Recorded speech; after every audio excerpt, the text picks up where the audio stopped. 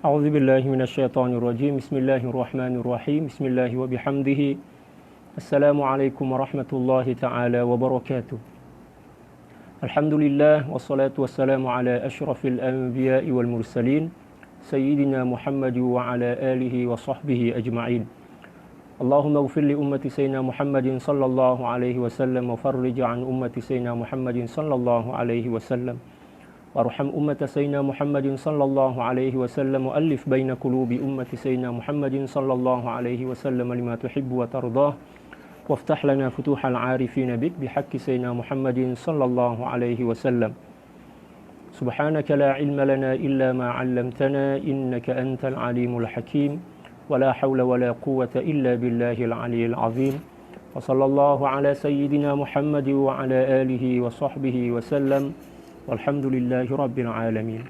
Alhamdulillah, kembali berjumpa dengan saya Al-Fakir Ilallah Sultan Mujahidin dalam kajian tafsir Al-Munir karangan dari Sidi Syekh Al-Imam Profesor Dr. Wahbah Zuhaili radhiyallahu taala anhu wa nafa'ana Allahu bi'ulumihi wa ulumi syuyukhihi wa syuyukhina wa jami'i awliya'illahi salihin fid dharain Allahumma amin. Dan pembahasan kita masih terkait dengan suratul Baqarah, dan insya Allah pada sore atau petang ini kita akan mencoba untuk membaca dan mengkaji dari kitab tafsir Al-Munir karangan beliau pada ayat ke-40 dari suratul Baqarah sampai kepada ayat-ayat selanjutnya. Ayat ini menjelaskan tentang ma tuliba min bani Israel, tentang beberapa tuntutan dari Allah Subhanahu wa taala kepada Bani Israel. Saya akan mencoba membaca kitab Arabnya dulu, setelah itu baru kita menerjemahkan dan mencoba untuk memahaminya. Qala radhiyallahu taala an ma tuliba min bani Israel. أعوذ بالله من الشيطان الرجيم بسم الله الرحمن الرحيم يا بني إسرائيل اذكروا نعمتي التي أنعمت عليكم وأوفوا بعهدي أوف بعهدكم وإياي فارهبون وآمنوا بما أنزلت مصدقا لما معكم ولا تكونوا أول كافر به ولا تشتروا بآياتي ثمنا قليلا وإياي فاتقون ولا تلبسوا الحق بالباطل وتكتموا الحق وأنتم تعلمون وأقيموا الصلاة وآتوا الزكاة واركعوا مع الراكعين. المناسبة: اختصت هذه الآيات من 40 إلى 42 بعد 100 بالكلام عن بني إسرائيل فيما يقارب جزءا كاملا لكشف حقائقهم وبيان مثالبهم، وكانت الآيات السابقة من أول السورة إلى هنا حول إثبات وجود الله ووحدانيته والأمر بعبادته وأن القرآن كلام الله المعجز، وبيان مظاهر قدرة الله بخلق الإنسان وتكريمه وخلق السماوات والأرض وموقف الناس من كل ذلك وانقسامهم إلى مؤمنين وكافرين ومنافقين. ثم بدأ سبحانه وتعالى بمخاطبة الشعوب التي ظهرت فيها النبوة، فبدأ باليهود لأنهم أقدم الشعوب ذات الكتب السماوية، ولأنهم كانوا أشد الناس عداوة للمؤمنين بالقرآن، مع أنهم أولى الناس بالإيمان بخاتم الرسل عليه صلى الله عليه وسلم. لذا ذكرهم الله تعالى بنعمه الكثيرة التي أنعم بها عليهم، وذكرهم بالعهد المؤكد معهم على التصديق بنبوة محمد صلى الله عليه وسلم، وتنوع أسلوب القرآن في خطابهم، وتنوع أسلوب القرآن في خطابهم تارة بالملاينة والملاطفة، وتارة بالتخويف والشدة، وأحيانا بالتذكير بالنعم، وطورا بتعداد جرائمهم وقبائحهم وتوبيخهم على أعمالهم وإقامة الحجة عليهم.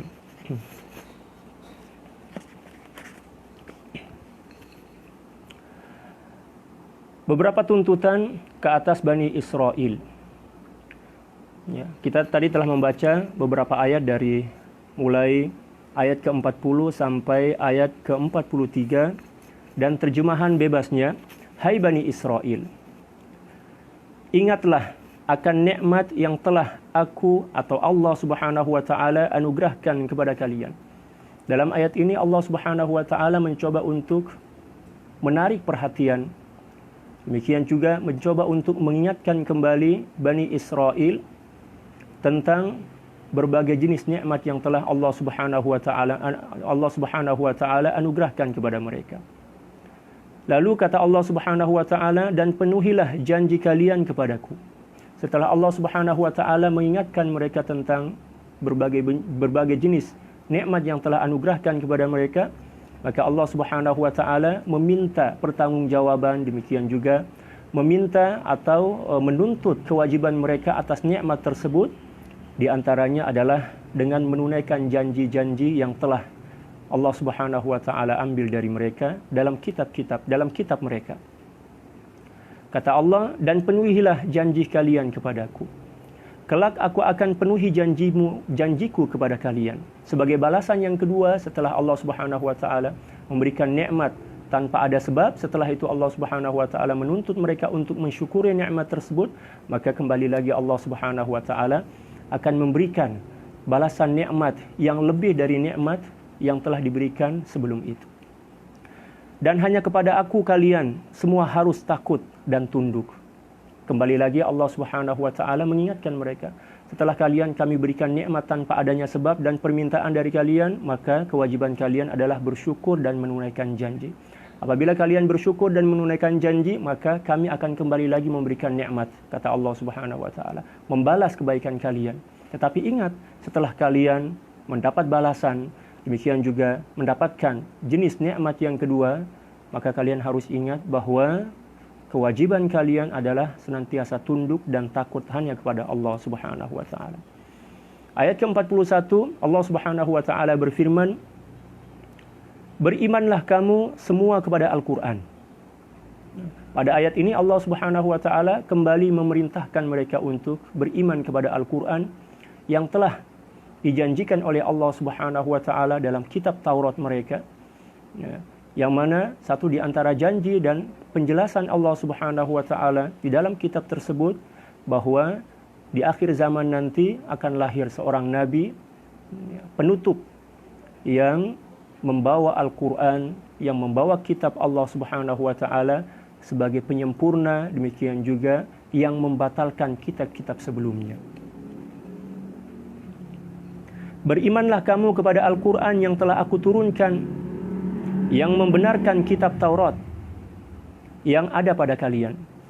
Dalam ayat ini Allah Subhanahu wa taala seolah-olah menjelaskan tentang salah satu alasan dan sebab mengapa mereka diperintahkan untuk beriman kepada Al-Qur'an. Sebab pertama, ya memang kewajiban mereka untuk tunduk kepada perintah Allah Subhanahu wa taala.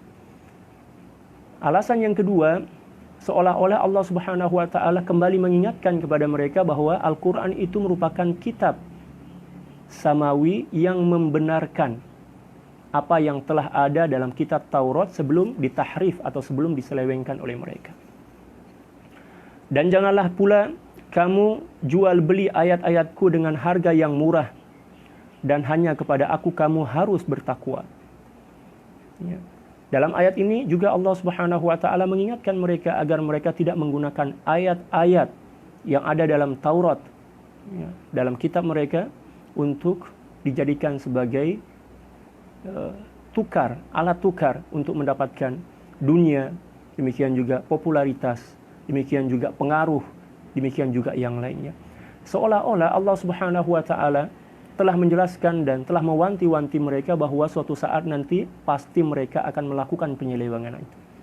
Sehingga sebelum penyelewengan itu terjadi, Allah Subhanahu wa taala telah mengingatkan mereka, telah menasihati mereka agar di akhirat nanti ketika mereka dituntut oleh Allah Subhanahu wa taala untuk mempertanggungjawabkan penyelewengan mereka tersebut, Allah Subhanahu wa taala telah mempunyai alasan bahwa sebelum penyelewengan tersebut terjadi, maka jauh sebelum itu Allah Subhanahu wa taala telah mengingatkan mereka dan mewanti-wanti mereka agar tidak melakukan apa yang telah mereka lakukan, ya, terkait dengan penyelewengan dan pencampur adukan, ya, di dalam kitab Taurat dengan kalam-kalam atau dengan ucapan dan dengan pendapat-pendapat ulama-ulama mereka. Selanjutnya pada ayat yang ke-42, ya, Allah Subhanahu wa taala lagi-lagi mengingatkan mereka, janganlah pula kamu campur adukkan yang hak dengan yang batil, dan janganlah kamu sembunyikan yang baik itu sedangkan kamu mengetahuinya. Dalam ayat ke-42 ini Allah Subhanahu wa taala kembali mengingatkan tentang keburukan dan kebusukan yang akan mereka lakukan sebelum, ya, yang akan mereka lakukan, ya, setelah peringatan ini. Jauh sebelum itu Allah Subhanahu wa taala telah mengingatkan mereka bahwa mereka pasti akan mencampur adukkan kebaikan dengan keburukan. Dan ini merupakan salah satu karakteristik atau sifat dasar yang dimiliki oleh orang-orang Yahudi. Mereka mempunyai kebiasaan dari leluhur mereka mencampur adukkan antara kebenaran dengan keburukan, dengan tujuan agar apa yang menjadi keburukan itu nampak seolah-olah sebagai kebaikan, dengan tujuan agar mereka mendapatkan apa yang menjadi keinginan mereka, dan juga mereka mendapatkan, ya, apa yang menjadi hasrat, ya, dari apa yang mereka lakukan. Selanjutnya pada ayat ke-43 Allah Subhanahu wa taala kembali lagi mengingatkan mereka, dirikanlah solat, tunaikanlah zakat, dan rukuklah bersama orang-orang yang rukuk. Dalam ayat ini menjelaskan bahwa Allah Subhanahu wa taala kembali mengingatkan mereka tentang kewajiban-kewajiban penghambaan mereka kepada Allah Subhanahu wa taala. Di antaranya adalah mendirikan salat. Adapun kaifiyah dan tata cara salat yang mereka lakukan memang tidak sama dengan salat kita. Dalam beberapa keterangan tafsir dijelaskan bahwa kalau dalam salat kita ada rukuknya, adapun di dalam salat mereka tidak ada rukuknya. Dan seolah-olah ketika Allah Subhanahu wa taala menjelaskan dan memerintahkan mereka untuk ruku', maka ayat ini seolah-olah menjelaskan bahwa mereka diwajibkan untuk ikut salat, ya, bersama orang-orang Islam dengan salat yang tidak serupa dengan salat mereka, karena dalam salat mereka tidak ada ruku'. Dan dalam ayat ini Allah Subhanahu wa taala memerintahkan mereka untuk salat, berzakat, demikian juga ruku', seolah-olah Allah Subhanahu wa taala mengatakan kepada mereka, wahai Bani Israel, masuk Islamlah dan tunaikanlah salat seperti salat yang telah diajarkan oleh baginda Rasulullah SAW, bukan seperti salat yang telah diwariskan oleh Nabi kamu, yang mana salat tersebut di dalamnya tidak ada ruku'. Para sahabat sekalian, tadi saya telah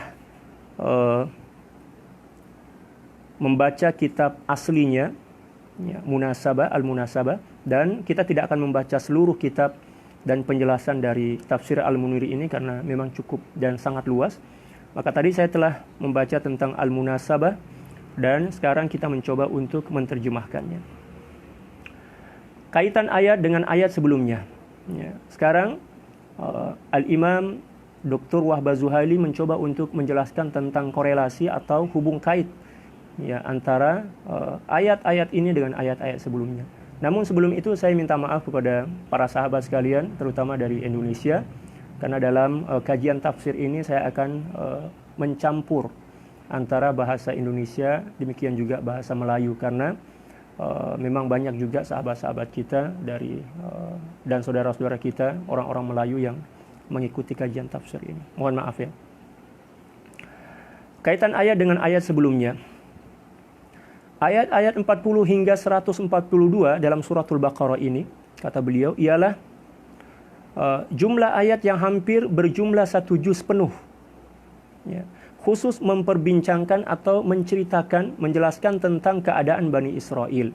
Masya Allah, mulai dari ayat 40 sampai ayat 142, ini hanya menjelaskan tentang beberapa sifat dan kelakuan serta beberapa keburukan yang telah dilakukan dan akan senantiasa dilakukan oleh Bani Israel. Seolah-olah ayat ini telah mengingatkan kita agar kita tidak heran dan kita tidak terkejut dan tidak kaget dengan apa yang terjadi saat ini, ya, berkaitan dengan keburukan-keburukan, keganasan, istilah dalam bahasa Melayu, kerosakan-kerosakan atau kerusakan-kerusakan yang telah mereka lakukan dan akan senantiasa mereka lakukan sepanjang dunia ini masih dikekalkan oleh Allah Subhanahu wa taala. Hampir satu juz penuh khusus menceritakan atau memperbincangkan tentang keadaan Bani Israel. Mulai dari kesalahan dan kesilapan yang telah mereka lakukan, demikian juga menceritakan tentang kebiasaan-kebiasaan buruk mereka, dan juga menceritakan tentang sifat-sifat dasar mereka, dan juga menjelaskan tentang pengkhianatan mereka, pembangkangan mereka, demikian juga kebiasaan mereka memakan riba, demikian juga yang lain. Hampir satu juz. Subhanallah. Ya, ini sudah cukup menjadi peringatan kepada kita dan menjadi pengingat bagi kita betapa buruknya kaum yang bernama Bani Israel atau orang-orang Yahudi. Na'udzubillah tsumma na'udzubillahi min dzalik, seperti yang saat ini sedang terjadi di Palestina. Ya. Itu sesuatu yang memang tidak perlu kita herankan, tidak perlu membuat kita kaget atau terkejut, karena memang telah diceritakan dalam Al-Quran bahwa sifat-sifat itu akan senantiasa berakar dalam hati mereka, dan mereka akan senantiasa mengulang kembali keburukan-keburukan dan kejahatan yang mereka telah lakukan di masa lampau. Dan juga menjelaskan atau membongkar hakikat sebenarnya, hakikat mereka sebenarnya, dan menerangkan ya, keburukan-keburukan mereka. Ya. Ayat-ayat sebelum ini dari awal surah hingga ayat 39, ya, di sini beliau mencoba untuk mengingatkan kita kembali tentang isi tafsir yang telah kita lalui sebelum ini. Beliau mengatakan ayat-ayat sebelum ini dari awal hingga akhir ayat 39 menjelaskan tentang perkara-perkara yang menetapkan tentang kewujudan dan keesaan Allah Subhanahu wa taala. Setelah itu juga menjelaskan tentang perintah beribadah kepada Allah Subhanahu wa taala. Contoh misalnya, ya ayuhan nasu ubudu rabbakumul ladzi khalaqakum wal ladzina min qablikum la'allakum tattaqun. Dan ayat itu telah kita lalui, ya, kita tafsirkan sebelum ini.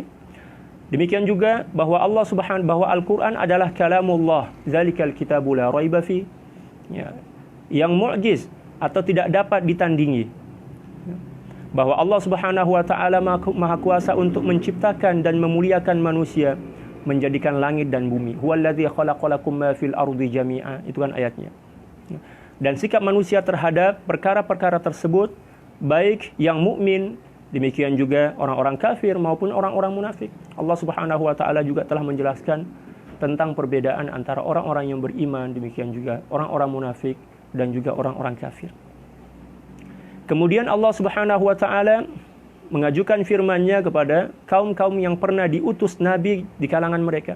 Nah, setelah Allah Subhanahu wa taala menjelaskan tentang konsep ibadah, konsep ketuhanan, demikian juga konsep penciptaan, maka lalu Allah Subhanahu wa taala mengarahkan pembicaraan itu kepada salah satu kelompok manusia yang ya, mereka telah mendapatkan utusan Nabi dan Rasul untuk membimbing dan mengarahkan kepada mereka kepada kebenaran. Allah Subhanahu wa taala pada awalnya menyebutkan ya, berkenaan kaum Yahudi, karena mereka merupakan umat yang paling awal menerima kitab dari langit. Ya. Di dalam ayat ini, ya, mula-mula Allah Subhanahu wa taala menyebutkan golongan pertama, ya, yaitu golongan Yahudi, karena golongan orang-orang Yahudi inilah merupakan golongan atau kelompok yang pertama kali Allah Subhanahu wa taala utus Nabi dan Rasul kepada mereka.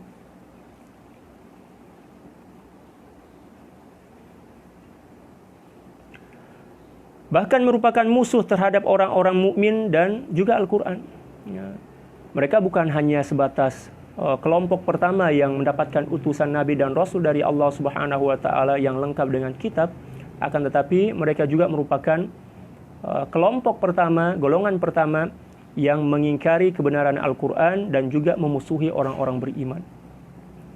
Padahal seharusnya merekalah yang paling pantas dan paling wajar beriman kepada Nabi Muhammad sallallahu alaihi wasallam, Karena itu Allah Subhanahu wa taala menyebutkan nikmat yang begitu banyak yang dikaruniakan kepada mereka dan mengingatkan perjanjian mereka yang menegaskan kebenaran kenabian Nabi Muhammad sallallahu alaihi wasallam. Di dalam ayat ini Allah Subhanahu wa taala mengingatkan mereka tentang betapa banyak nikmat yang telah Allah Subhanahu wa taala anugerahkan kepada mereka. Di antaranya adalah nikmat kehidupan, nikmat kebebasan, demikian juga nikmat diutusnya seorang nabi dan rasul sebagai pembawa cahaya petunjuk, demikian juga disertai dengan kitab-kitab yang menjadi pedoman hidup mereka. Allah Subhanahu wa taala kembali mengingatkan mereka tentang nikmat-nikmat tersebut. Dan peringatan ini menjadi dalil bahwa orang-orang Yahudi ini merupakan komunitas manusia yang memang senantiasa lupa terhadap jasa dan juga kebaikan orang lain.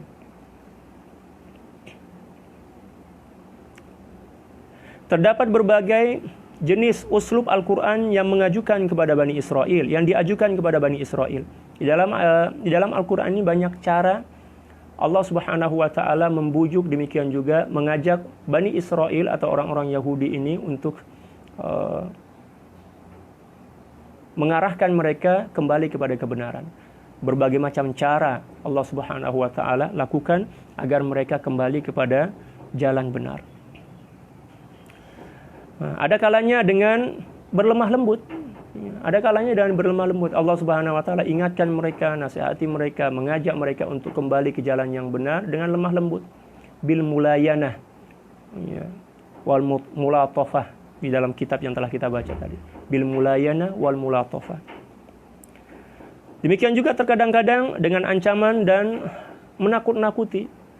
Kalau dengan cara membujuk, demikian juga cara lemah lembut, mereka tidak camkan nasihat-nasihat tersebut, maka Allah Subhanahu wa taala merubah cara, yaitu dengan cara mengancam dan mengingatkan mereka tentang balasan-balasan kekufuran, balasan-balasan kekafiran, kemunafikan, demikian juga pelanggaran-pelanggaran yang mereka lakukan, baik di dunia maupun di akhirat nanti. Ada kalanya dengan mengingatkan mereka terhadap nikmat Allah. Dan uslub yang ketiga adalah mengingatkan mereka tentang jasa-jasa dan kebaikan Allah Subhanahu wa taala kepada mereka, dengan harapan mereka kembali sadar bahwa mereka telah banyak berhutang jasa dan kebaikan kepada Allah Subhanahu wa taala, demikian juga kepada orang-orang yang telah berbuat baik kepada mereka, agar mereka kembali ke jalan yang benar. Dan pada suatu peringatan Al-Quran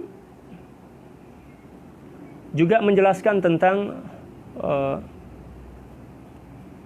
kejahatan-kejahatan dan perbuatan-perbuatan kasar Bani Israel. Bahkan juga mencela dan mengemukakan dan menjelaskan tentang argumentasi-argumentasi yang kuat dan juga jitu kepada mereka. Nah, itu pembahasan tentang munasabatul ayah. Selanjutnya, saya akan mencoba untuk kembali membaca kitab asalnya, kitab aslinya. Setelah kita membaca munasabah, maka selanjutnya kita akan mencoba untuk membaca penafsiran dan juga ulasan dari kitab yang menjelaskan tentang ayat-ayat ini. Bismillahirrahmanirrahim. At-tafsir wal bayan.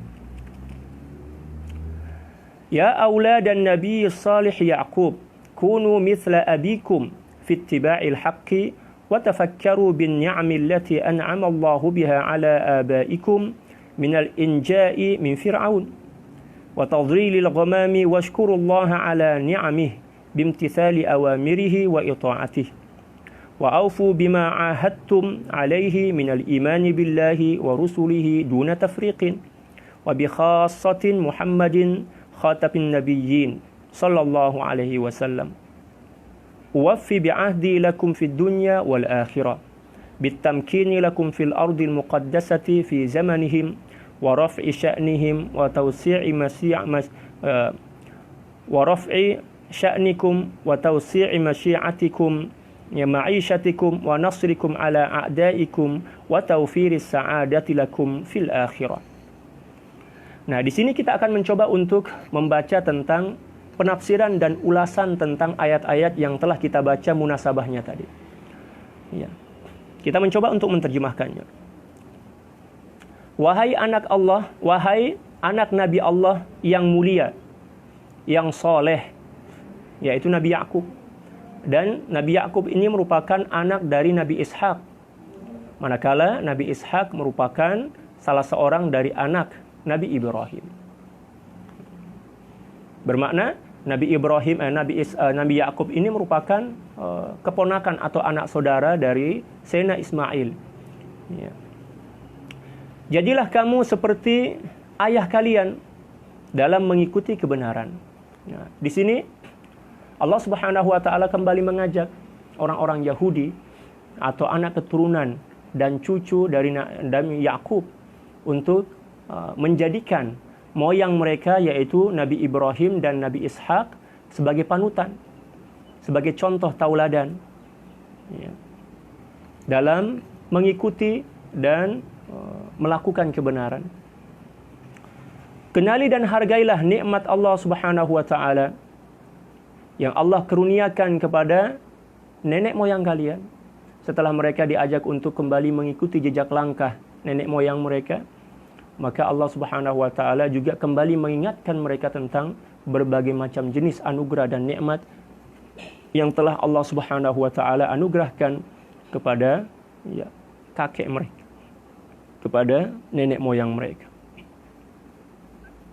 Allah Subhanahu wa taala telah menyelamatkan mereka dan kamu daripada penindasan Firaun. Nah, Allah Subhanahu wa taala mencoba untuk merincikan beberapa nikmat yang Allah Subhanahu wa taala telah berikan kepada mereka dan kepada nenek moyang mereka, yaitu kepada Firaun, kepada Nabi Musa, demikian juga kepada nabi-nabi sebelum itu.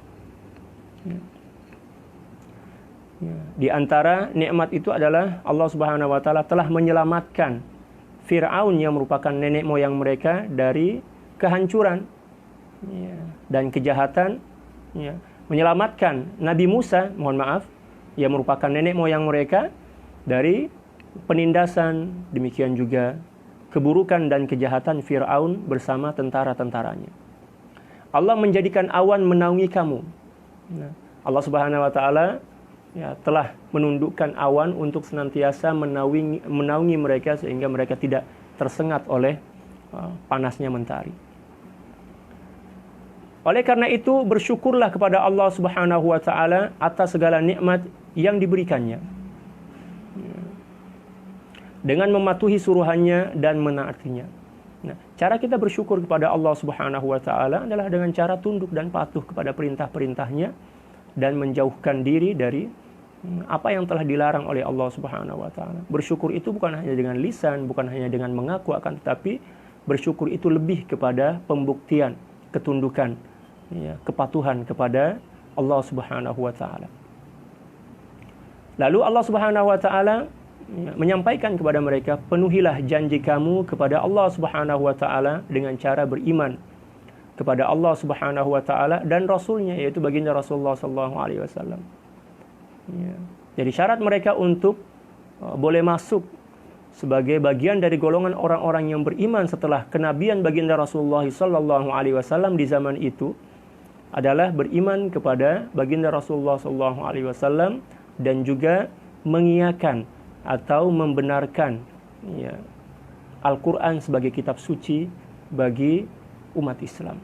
Tidak cukup hanya beriman kepada nabi mereka saja, akan tetapi mereka dituntut untuk beriman dan masuk ke dalam agama yang dibawa oleh nabi akhir zaman, yaitu baginda Rasulullah SAW. Itulah syarat mereka agar bisa dan boleh digolongkan sebagai orang-orang beriman setelah kenabian baginda Rasulullah SAW. Tanpa membedakan di antara rasul-rasul, terutama Nabi besar Muhammad SAW. Tidak boleh mereka membedakan antara nabi-nabi dan rasul yang diutus dari golongan mereka, yaitu Bani Israel, dan memang kebanyakan nabi dan rasul itu diutus dari golongan mereka. Tidak boleh membedakan antara nabi-nabi mereka yang diutus dari golongan mereka dengan nabi-nabi yang lain yang bukan dari golongan mereka. Karena ya, yang menjadi inti dari keberagamaan kita kepada Allah Subhanahu wa taala ya, tidak bergantung kepada kesukuan, tidak bergantung kepada jinsiyah atau kewarganegaraan, akan tetapi bergantung kepada nilai-nilai kebenaran. Dimanapun nilai-nilai kebenaran itu ada dan bergantung, maka kita harus mengambil dan menjadikannya sebagai pedoman tanpa melihat ya, siapa yang membawanya, dari golongan apa mereka.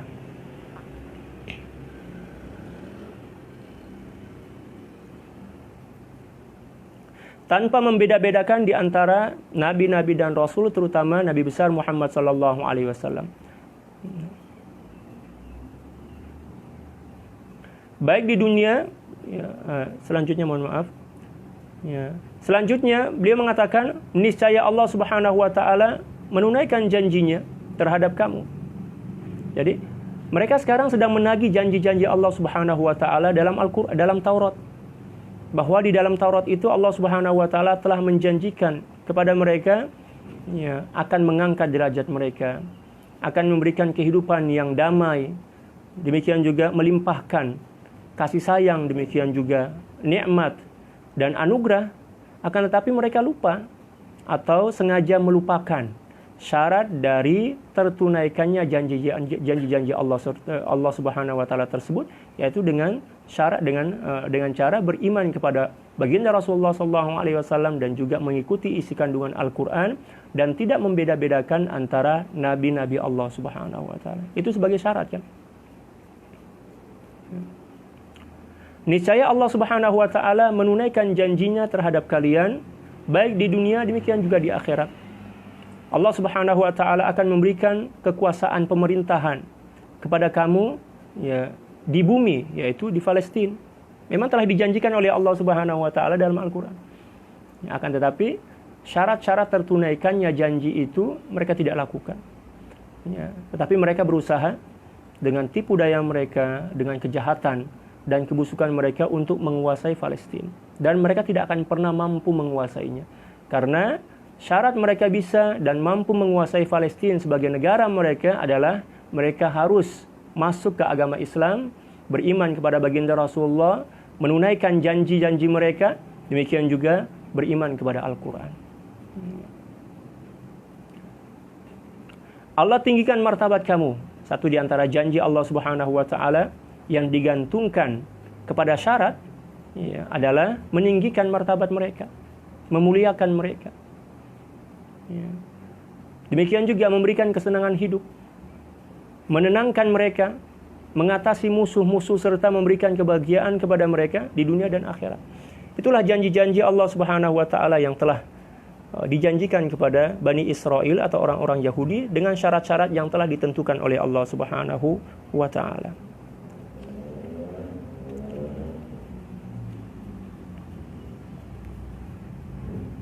Oke ya. Selanjutnya kita kembali membaca kitab asli atau kitab asal, kitab Arab dari At-Tafsirul Munir. Dan kita sebenarnya telah berada pada halaman 163 ya, bagi para sahabat yang menyimak dari kitab aslinya ya, At-Tafsirul Munir. Bagi sahabat yang tidak mampu untuk membelinya karena memang mahal, ya silakan ya, boleh download di Syekh kita yaitu Syekh Google ya, tulis sajalah At-Tafsirul Munir PDF, insyaallah ya, boleh memiliki secara gratis, yang penting ada kuota internet. Selanjutnya kata Profesor Dr. Wahbah Zuhaili dalam tafsiran beliau tentang beberapa ayat ini, wa aminu dhimna mustamalatil ahdi bil qur'ani imanan sadiqan wa annahu min indillah wa annahu nazala muayyidan wa musaddiqan wa muwafiqan lit taurati wa kutubil anbiya'is sabiqah في الدعوة إلى توحيد الله وترك الفواحش والأمر بالمعروف والنهي عن المنكر وفي التوراة وصف للنبي صلى الله عليه وسلم فلا تكونوا يا أهل الكتاب أول الناس في الكفر به فأنتم أحق الناس بالإيمان به لوجود دليل صدقه في التوراة ولا تبيعوا آيات الله الدالة على صدق nabiyina Muhammadin sallallahu alaihi wasallam fi nubuwatihi wa da'watihi bi thamanin dunyawin haqirin min riyasatin aw zi'amatin aw malin aw mawrusatin wa 'adatin qadimah fa innahu thamanun qalilun bakhis wa tijaratun khasiratun ghairu rabihah wa la takhafu ahadan siwa Allah fa huwa bi yadihi al-khairu kulluh wa la tukhlitul haqqal mawjuda fi at-taurati bil batil alladhi takhtari'unahu wa taktubunahu wa la taktumu wasfa an-nabiy sallallahu alaihi wasallam wa bisharatahu allati hiya haqqun wa antum ta'lamuna darar al-kitman falaysa jazaa'ul 'alimi bil akhirati kal jahili wa addu ma aftaradallahu 'alaykum minas salati waz zakati wa adduha jama'atan ma'an nabiy Muhammadin sallallahu alaihi wasallam wa 'ubbira bir ruku'i 'anis salati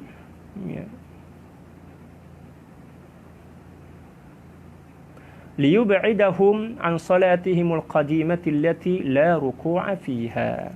Itulah kitab asalnya. Dan selanjutnya kita mencoba untuk menerjemahkan dari kitab asal ini. Berdasarkan perjanjian yang telah disepakati sebelum ini antara Allah Subhanahu wa taala dan mereka, maka kembali lagi Allah Subhanahu wa taala meminta mereka dengan mengatakan, hendaklah kalian beriman kepada Al-Quran seluruhnya. Allah mengajak lagi mereka, mengajak berdamailah setelah mereka melakukan pelanggaran. Lagi-lagi Allah Subhanahu wa taala membujuk mereka, mengajak mereka untuk kembali kepada kebenaran, dengan cara beriman sepenuhnya, seluruhnya kepada Al-Quranul Karim. Bahwa Al-Quran itu merupakan kitab yang diturunkan oleh Allah Subhanahu wa taala untuk menguatkan dan membenarkan isi kandungan Taurat, tentunya sebelum ditahrif, tentunya sebelum dirubah oleh mereka. Karena Taurat yang ada saat ini merupakan kitab suci hasil karangan pendeta-pendeta mereka. Dalam Al-Quran telah Allah Subhanahu wa taala jelaskan bahwa kitab Taurat dan Injil yang ada di dunia saat ini merupakan kitab yang telah diselewengkan dari aslinya. Allah Subhanahu wa taala berfirman, yuharrifuna al-kalima an mawadhi'ih. Mereka telah menyelewengkan, telah merubah isi kandungan Taurat dan Injil. Karena memang Taurat dan Injil merupakan kitab yang tidak ada jaminan pemeliharaan dari Allah Subhanahu wa taala seperti yang telah Allah Subhanahu wa taala janjikan kepada orang-orang beriman terhadap Al-Qur'an.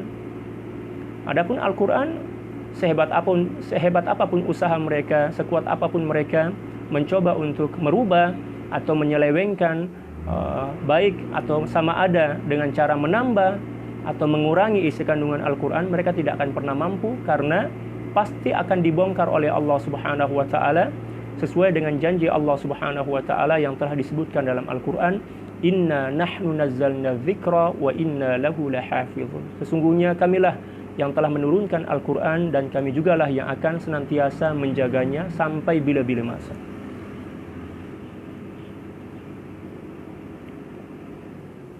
Kita lanjutkan. Dan Al-Quran itu telah Allah Subhanahu wa taala turunkan untuk memberikan penguatan atau pembenaran terhadap isi kandungan kitab Taurat yang telah diturunkan kepada, demikian juga kitab-kitab lain yang telah diturunkan kepada nabi-nabi terdahulu, tentunya sebelum ditahrif dan diselewengkan. Kitab-kitab tersebut seluruhnya menyeru kepada konsep ketuhanan dan ketauhidan kepada Allah Subhanahu wa taala. Risalah tauhid yang dibawa oleh seluruh nabi dan rasul semenjak Nabi Adam sampai kepada baginda Rasulullah SAW, risalah konsep ketuhanannya sama, mentauhidkan Allah Subhanahu wa taala. Demikian juga melarang manusia untuk menyekutukan Allah Subhanahu wa taala dengan apapun juga. Demikian juga mengajarkan mereka tentang nilai-nilai perdamaian dari sisi syariat. Demikian juga mengajarkan mereka tentang bagaimana cara berinteraksi kepada Allah Subhanahu wa taala, kepada manusia dan juga kepada makhluk secara umumnya, diantaranya adalah kepada alam semesta. Meninggalkan perkara yang keji, mereka juga perintahkan untuk meninggalkan perkara yang keji seperti zina, demikian juga mencuri, menuduh, mengadu domba, demikian juga makan riba, demikian juga berdusta. Ya, di dalam kitab Taurat mereka telah dilarang. Akan tetapi karena kitab itu telah diselewengkan oleh mereka dan mereka mempunyai kebiasaan mengingkari janji dan mencampur adukan antara kebaikan dan keburukan, demikian juga mengingkari kebenaran segala kebenaran apapun yang tidak sesuai dengan kepentingan mereka, maka kembali lagi mereka melakukan keburukan-keburukan yang telah mereka lakukan di masa lampau.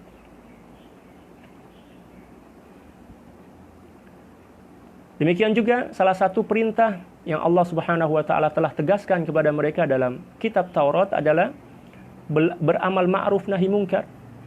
Ya. Menyuruh mereka berbuat baik dan mencegah dari kemungkaran. Ya.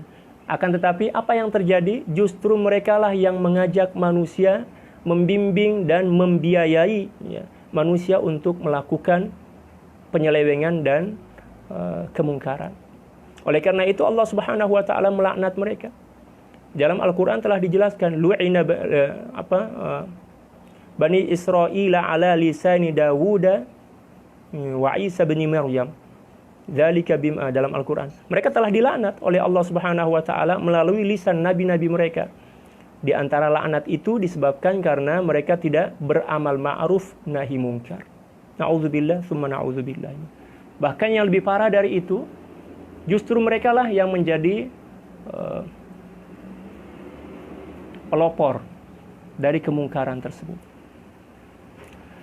Seterusnya dalam taswir ini jelaskan dalam Taurat tersisip gambaran sifat Nabi besar Muhammad sallallahu alaihi wasallam. Oleh karena itu janganlah kamu wahai ahli kitab menjadi orang pertama yang kufur terhadapnya. Dan di dalam kitab Taurat Allah Subhanahu wa taala, demikian juga dalam kitab Injil dan kitab-kitab sebelumnya, Allah Subhanahu wa taala telah menceritakan dan menjelaskan tentang sifat-sifat yang dimiliki oleh nabi akhir zaman yang dijanjikan oleh Allah Subhanahu wa taala akan diutus sebagai penyelamat mereka. Tentang postur tubuh baginda Rasulullah sallallahu alaihi wasallam, tentang rambut beliau, tentang perawakan beliau, itu telah dijelaskan dalam kitab-kitab mereka. Demikian juga sifat-sifat dan karakter dari baginda Rasulullah SAW juga telah dijelaskan dalam kitab-kitab mereka. Bahkan saking kenalnya mereka kepada baginda Rasulullah SAW sesuai dengan apa yang mereka dapatkan dari penjelasan dan keterangan kitab-kitab mereka, Allah Subhanahu wa taala menggambarkan pengetahuan dan pengenalan mereka terhadap baginda Rasulullah SAW dengan susuk tubuhnya, demikian juga dengan sifat-sifat kemuliaannya, dengan satu ayat yang dijelaskan dengan beberapa ayat, dan diantaranya adalah Allah Subhanahu wa taala berfirman dalam suratul Baqarah juz yang kedua, walladzina atainahumul kitaba ya'rifunahu kama ya'rifuna abna'ahum. Dan orang-orang yang telah diberi kitab kepada mereka, baik kitab Taurat, Injil, Zabur, demikian juga kitab-kitab yang lain dari ahli kitab, mereka telah mengenali sosok baginda Rasulullah SAW dari susuk tubuh beliau, demikian juga dari sifat-sifat dan karakter beliau, dari respon makhluk atau alam kepada beliau. Contoh diantaranya adalah dijelaskan dalam kitab mereka, apabila Nabi akhir zaman itu melintasi atau melalui suatu tempat, maka awan akan senantiasa melindungi beliau, demikian juga pepohonan akan senantiasa memberikan penghormatan kepada beliau. Bahkan tidak jarang batu, demikian juga pohon datang menghampiri beliau dan mengajak beliau untuk berkomunikasi. Dan itu semuanya telah mereka saksikan dan telah mereka fahami dan yakini bahwa baginda Rasulullah SAW adalah nabi yang telah dijanjikan. Akan tetapi mereka tidak mau mengakuinya, tidak mau beriman kepada baginda Rasul dan Al-Quran karena sifat hasad. Ya. Mereka berharap bahwa Nabi akhir zaman itu diutus dari golongan mereka, akan tetapi ternyata tidak diutus dari golongan mereka. Itulah yang menyebabkan mereka ingkar. Sifat hasad itulah yang menyebabkan mereka tidak mampu untuk menerima kenyataan dan kebenaran yang telah nampak di hadapan mereka. Na'udzubillah, tsumma na'udzubillahi min dzalik. Selanjutnya kata beliau, kamulah orang yang paling wajar dan paling pantas untuk beriman. Ya. Karena bukti kebenarannya wujud dalam kitab Taurat. Ya. Janganlah kamu memperjualbelikan ayat-ayat suci Al-Quran atau ayat-ayat Allah Subhanahu wa taala yang membuktikan kebenaran Nabi besar Muhammad sallallahu alaihi wasallam dengan harga yang murah. Dalam kitab Taurat yang menjelaskan tentang kemuliaan dan keagungan baginda Rasulullah sallallahu alaihi wasallam serta tanda-tanda kenabian beliau mereka selewengkan untuk mendapatkan habuan dunia, untuk mendapatkan. Mohon maaf ya, ada yang nelpon. Sorry.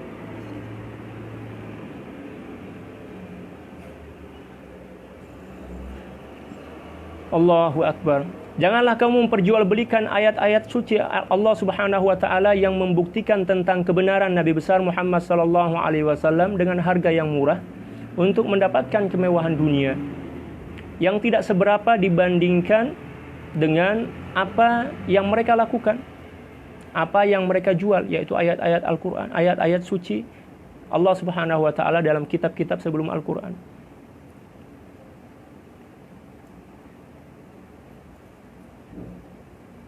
Dan satu di antara tujuan mereka untuk menjual atau menyelewengkan isi kitab-kitab mereka adalah keinginan mereka untuk tetap menjadi pemimpin.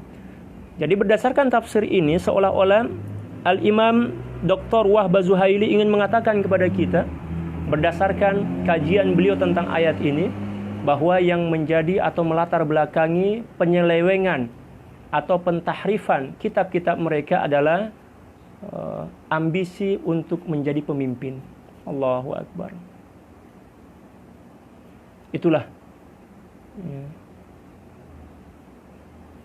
dampak negatif dari ambisi untuk menjadi pemimpin. Seseorang yang terlalu berambisi untuk menjadi pemimpin, ketika dia memimpin, dia akan menghalalkan segala cara, akan melakukan apapun untuk mempertahankan kekuasaannya. Dan itu telah terjadi jauh sebelum Al-Quran diturunkan. Telah terjadi di kalangan orang-orang Yahudi. Para pendeta mereka yang menjadi pemimpin-pemimpin agama, demikian juga menjadi rujukan masyarakat pada saat itu, mencoba untuk mempertahankan kekuasaan mereka dengan memutarbalikkan fakta dan kenyataan dengan cara menyelewengkan isi-isi kandungan Taurat dan Injil yang menjelaskan tentang kenabian baginda Rasulullah SAW dengan harapan agar orang-orang Yahudi ini tidak berpaling dari mereka. Na'udzubillah tsumma na'udzubillah. Demikian juga atau memiliki harta warisan dan mengamalkan budaya umat silam. Mengamalkan ibadah, amalan dan kebiasaan umat-umat terdahulu. Oleh karena itu semuanya itu harganya sangat terlalu murah dibandingkan dengan apa yang mereka jadikan sebagai alat tukar, yaitu ayat-ayat Allah Subhanahu wa taala dalam kitab-kitab mereka. Ibarat perdagangan yang merugi. Ruginya berlipat ganda. Mereka yang pertama adalah mereka tidak akan mendapatkan apa yang mereka impikan dan inginkan, dan yang kedua akan berimbas buruk kepada mereka baik di dunia demikian juga di akhirat, dan juga Allah Subhanahu wa taala akan menyeret mereka dan memposisikan mereka sebagai orang-orang yang ingkar dan kafir kepada kebenaran. Dan sama sekali tidak akan memberikan keuntungan kepada mereka. Janganlah kamu takut kecuali kepada Allah Subhanahu wa taala saja. Dan segala ketentuan kebaikan berada dalam genggaman Allah Subhanahu wa taala. Seolah-olah beliau ingin mengatakan bahwa apabila orang-orang Yahudi dan Nasrani ingin mendapatkan kecemerlangan, kegemilangan, demikian juga kekuasaan yang mereka idam-idamkan, caranya hanya satu, kembali kepada kebenaran. Jangan malah atau justru menjadi penentang kebenaran. apabila mereka menjadi penentang kebenaran dan tetap dalam keinginan mereka dan dan khitah mereka seperti itu, maka mereka tidak akan pernah mendapatkan apa yang menjadi harapan dan impian mereka.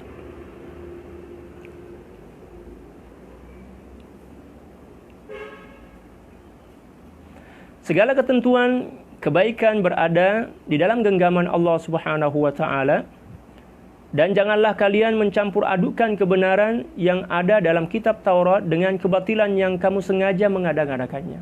Allahu Akbar. Allah bongkar lagi-lagi, Allah Subhanahu wa taala membongkar keburukan dan kebusukan mereka. Dan janganlah kamu menyembunyikan keterangan yang benar berkaitan atau terkait dengan sifat-sifat kenabian yang dimiliki oleh baginda Rasulullah SAW, dan juga tentang berita gembira tentang pengutusan beliau, yang telah ditentukan dan termaktub dalam kitab Taurat.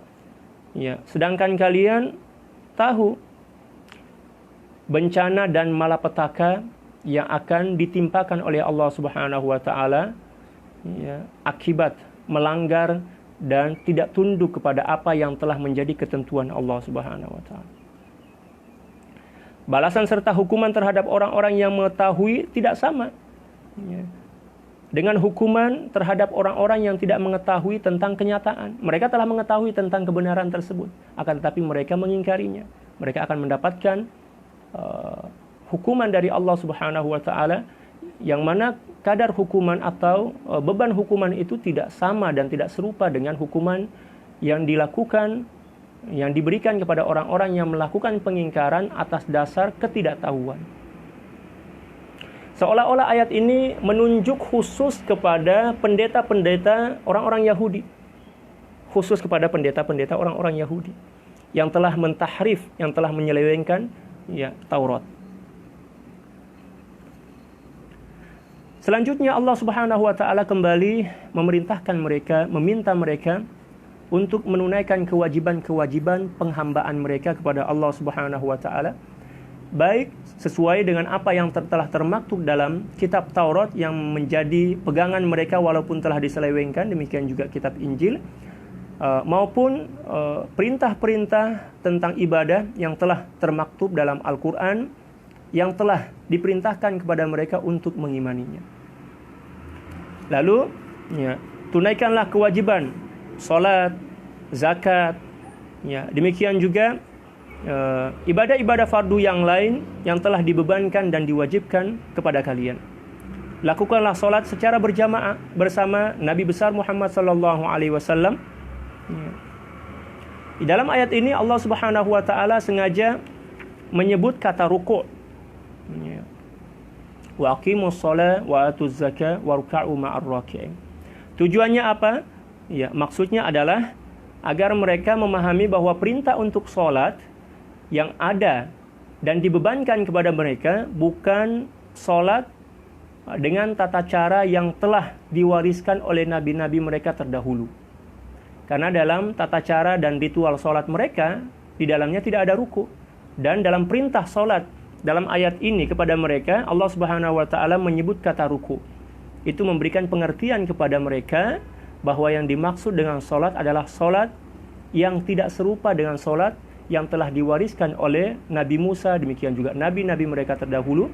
Akan tetapi yang dimaksud dengan sholat di sini adalah sholat fardu seperti yang telah diwajibkan oleh Allah Subhanahu wa taala kepada orang-orang beriman, kaum muslimin. Seolah-olah Allah Subhanahu wa taala memerintahkan dan memaksa mereka untuk beriman kepada Allah Subhanahu wa taala, agar dengan demikian mereka boleh untuk menunaikan kewajiban-kewajiban di antaranya salat sesuai dengan kaifiat dan tata cara yang telah ditentukan dan telah dijelaskan dalam kitab suci Al-Qur'an. Selanjutnya kita mencoba untuk sebenarnya masih panjang tapi saya singkat-singkat aja ya. Di sini bukanya tinggal 25 menit. Di kawasan Kuala Lumpur, Selangor dan sekitarnya berbuka puasa pada hari ini kira-kira jam 7 lewat 20 menit, dan saat ini jam di sini sedang menunjukkan jam 7 kurang 5 menit. Masih ada waktu 25 menit. Atau masih ada waktu 10 menit lah sebelum saya ke masjid untuk berbuka bersama jamaah masjid.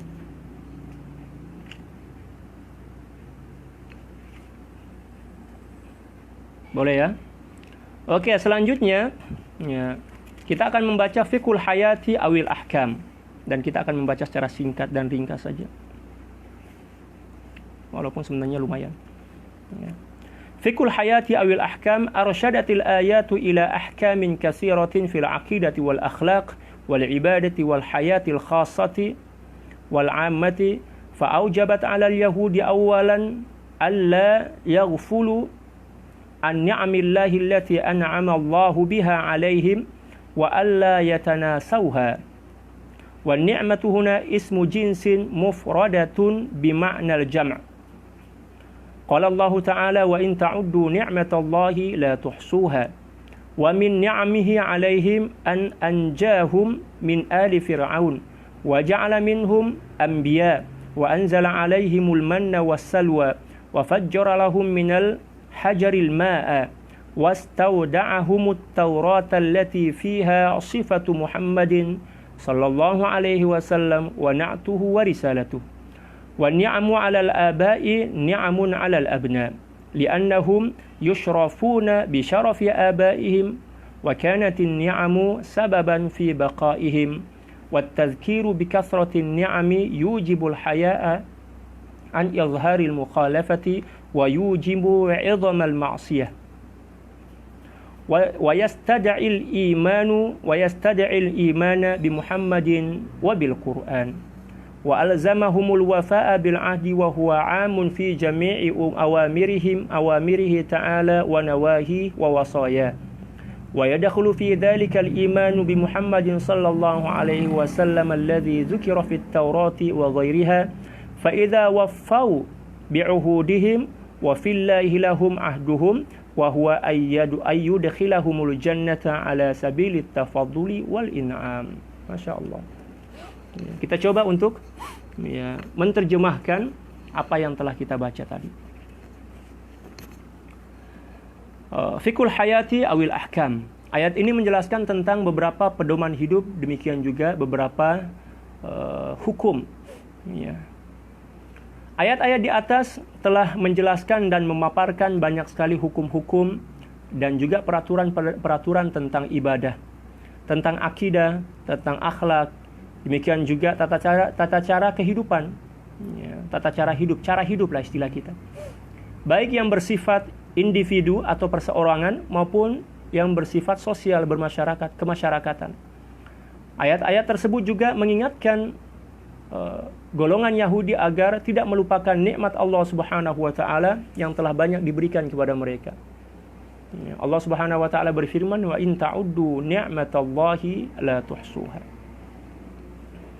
Yang artinya seandainya kamu ingin menghitung-hitung nikmat Allah Subhanahu wa taala, niscaya kalian tidak akan mampu untuk menghitungnya. Ini merupakan salah satu ayat dari surah Ibrahim. Ayat ke-34. Di antara nikmat Allah Subhanahu wa taala kepada mereka adalah menyelamatkan mereka dari kejaran Firaun seperti yang telah dijelaskan sebelum ini. Allah memilih para nabi-nabi dari kalangan mereka, itu nikmat yang kedua. Dan memberikan mereka makanan dari langit, yaitu al-manna wassalwa, madu. Demikian juga burung yang menjadi lauk pauk mereka, ketika makan. Demikian juga mengeluarkan air dari celah-celah batu melalui mukjizat Nabi Musa di zaman dahulu.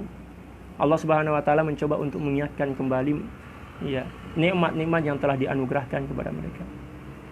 Dan menjelaskan sifat, gambaran dan risalah Nabi besar Muhammad sallallahu alaihi wasallam dalam kitab Taurat, dan itu juga merupakan nikmat. Ketika Allah Subhanahu wa taala menjelaskan tentang ciri-ciri, demikian juga karakteristik dan sifat-sifat baginda Rasulullah sallallahu alaihi wasallam dalam kitab mereka, itu merupakan nikmat, karena dengan demikian mereka sangat gampang dan mudah untuk mengenali siapa yang menjadi nabi akhir zaman, dan dengan demikian mereka akan gampang dan mudah untuk beriman kepadanya. Akan tetapi apa yang terjadi berbeda dengan apa yang seharusnya terjadi.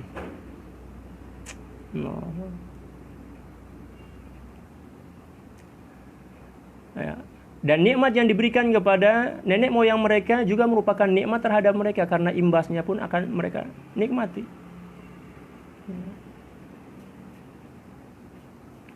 Oleh karena itu mereka turut menjadi terhormat dengan penghormatan Allah Subhanahu wa taala kepada nenek moyang mereka. Nikmat tersebut merupakan sebab pengekalan mereka. Dengan adanya nikmat tersebutlah mereka boleh eksis, ya, hidup di dunia ini. Manakala keperhatian dan ingatan terhadap nikmat-nikmat Allah Subhanahu wa taala yang demikian banyak, ya, seharusnya menimbulkan perasaan malu untuk, ya, melakukan maksiat dan kedurhakaan kepada Allah Subhanahu wa taala. Ya, atau durhaka terhadap perintah-perintah Allah Subhanahu wa taala. Apatah lagi berkaitan dengan maksiat, ya, yaitu pengingkaran terhadap kenabian baginda Rasulullah SAW dan juga kitab yang dibawa oleh beliau.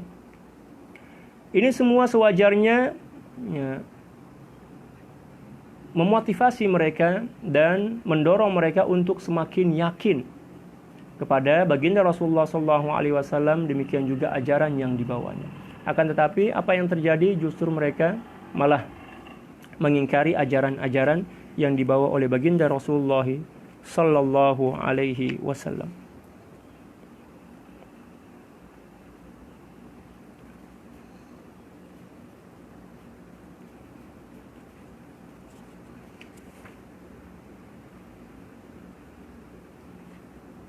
Nah, mungkin hanya itu yang bisa kita baca dari kitab At-Tafsirul Munir terkait dengan beberapa ayat yang telah kita sebutkan tadi, yang kita bacakan tadi, ya, berkaitan dengan ajakan Allah Subhanahu wa taala kepada Bani Israel atau orang-orang Yahudi untuk kembali kepada kebenaran.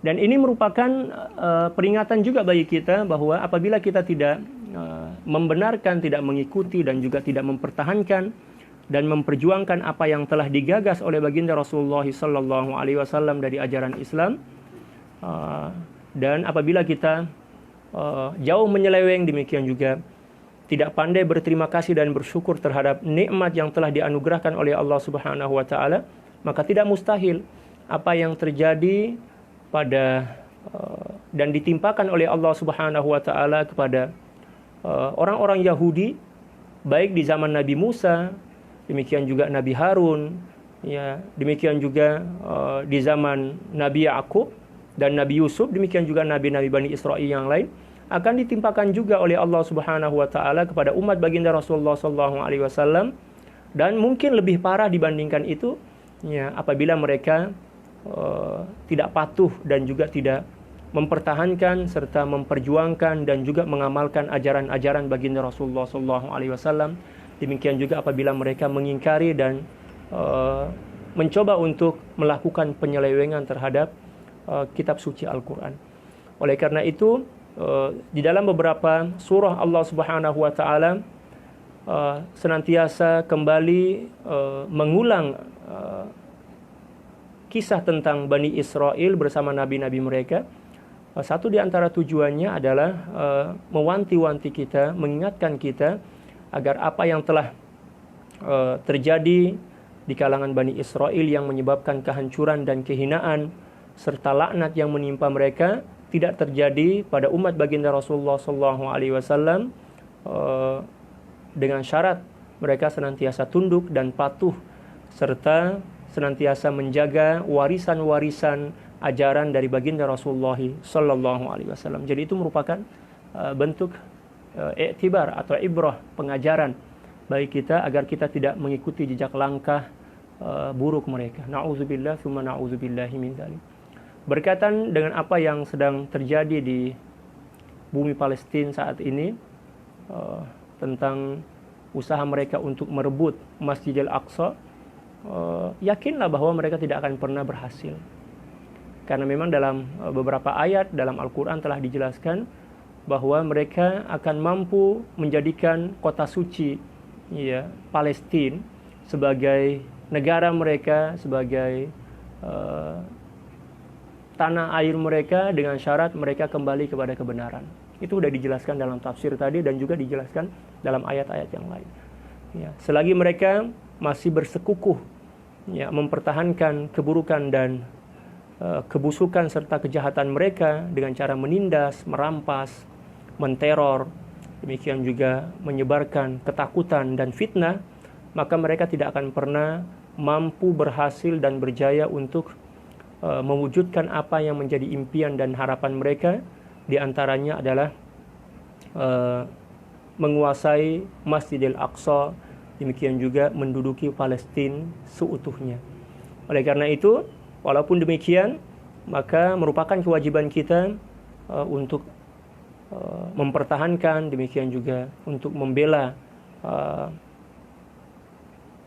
situs-situs suci agama kita, diantaranya adalah Masjidil Aqsa, dengan cara bukan hanya dengan suara pembelaan terhadap saudara-saudara kita yang ada di Palestina, terutamanya di Gaza, akan tetapi dengan cara kembali kepada kebenaran, mengamalkan isi kandungan Al-Quran, taat kepada Allah Subhanahu wa Ta'ala dan Rasulullah Sallallahu Alaihi Wasallam, menyebarkan dan menebarkan perdamaian, demikian juga kasih sayang dan cinta kepada alam semesta, kepada manusia dan alam semesta, bukan dengan cara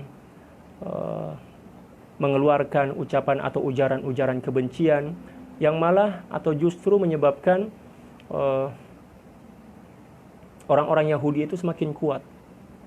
Oke, di sisi lain kita diperintahkan untuk membela Masjidil Aqsa, bumi Palestina, dengan cara menyuarakan pembelaan terhadap situs agama tersebut. Akan tetapi perlu kita ingat bahwa untuk memperjuangkan situs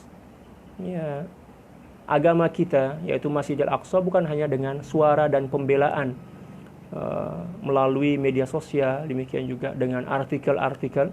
Tidak sebatas itu saja.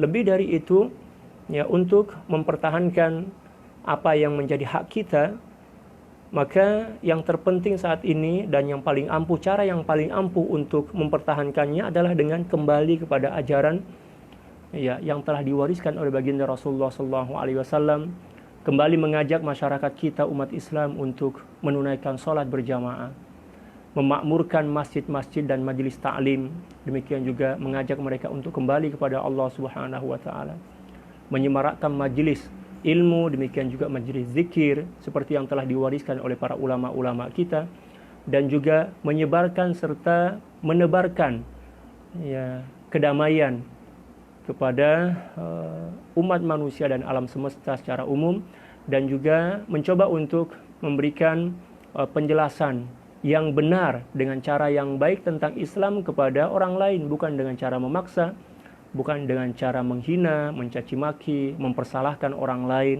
atau mencari-cari kesalahan dan kekurangan orang lain. Karena apabila kita ingin memperjuangkan suatu kebenaran, akan tetapi dengan cara yang tidak sesuai dengan apa yang telah dicontohkan oleh baginda Rasulullah SAW, maka justru itulah yang akan menjadi penyebab kepincangan ya, jalannya misi dakwah Islam untuk menyebarkan kebenaran, kedamaian, cinta dan kasih sayang kepada alam semesta ini. Seperti yang telah menjadi misi utama baginda Rasulullah SAW dalam risalah beliau adalah menyebarkan kasih sayang dan perdamaian. Ya, oleh karena itu Islam ini diberi nama oleh Allah Subhanahu wa Ta'ala ya, Islam, karena misi utamanya adalah menyebarkan perdamaian dan kasih sayang. Wa ma arsalnaka illa rahmatan lil alamin.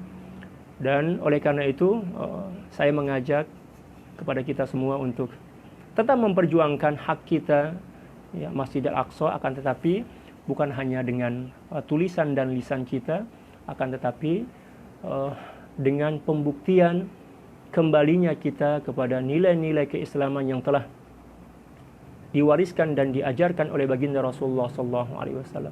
Dan dengan demikian insya Allah apa yang menjadi hak kita, Allah Subhanahu wa Ta'ala akan kembalikan, walaupun ya mungkin secara zahir kita tidak mampu untuk melakukannya, akan tetapi dengan cara kembali kepada Allah Subhanahu wa Ta'ala, maka hak kita itu akan kembali ke pangkuan kita, bukan karena usaha kita, akan tetapi ya melalui anugerah yang Allah Subhanahu wa Ta'ala limpahkan kepada kita, disebabkan karena kita tunduk dan kembali kepada ajaran-ajaran yang telah diwariskan oleh baginda Rasulullah sallallahu alaihi wasallam. Mungkin cukup sekian apa yang bisa saya sampaikan dan kongsikan pada kesempatan ini. Semoga Allah Subhanahu wa taala menggolongkan kita sebagai orang-orang yang bertakwa melalui ibadah puasa ini, dan semoga kita keluar dari madrasah tarbiyah bulan puasa ini dengan membawa sijil kemenangan, sijil keberjayaan, yaitu sijil ketakwaan kepada Allah. Sijil itu maksudnya sertifikat ya dalam bahasa kita. Sertifikat atau sijil ya ketakwaan kepada Allah Subhanahu wa taala, dan semoga amal ibadah yang menjadi rutinitas dan kebiasaan kita di bulan Ramadan ini akan kita bawa dan kita lanjutkan di luar bulan Ramadan, dan semoga Allah Subhanahu wa taala mengampuni seluruh dosa dan kesalahan kita dan senantiasa membimbing kita ke jalan yang benar, jalan yang telah dirintis oleh baginda Rasulullah SAW, dan semoga kita mati dalam keadaan husnul khatimah dan juga mendapatkan syafaat baginda Rasulullah SAW, dan juga kita masuk surga bighairi hisab bersama baginda Rasulullah SAW. Demikian juga ahli keluarga kita, para sahabat kita, tetangga-tetangga dan jiran kita, demikian juga kaum muslimin dan muslimat secara keseluruhan. Ya, Allahumma amin bisirril Fatihah. A'udzubillahi minasyaitonir rajim. Alhamdulillahirabbil alamin. Iyyaka na'budu wa iyyaka nasta'in. Shiratal ladzina an'amta 'alaihim waladdallin. Insyaallah waktu berbuka untuk ya, kawasan Kuala Lumpur dan sekitarnya ya, tinggal 7 menit lagi. Saya ucapkan selamat ya, berbuka puasa, menyambut buka puasa.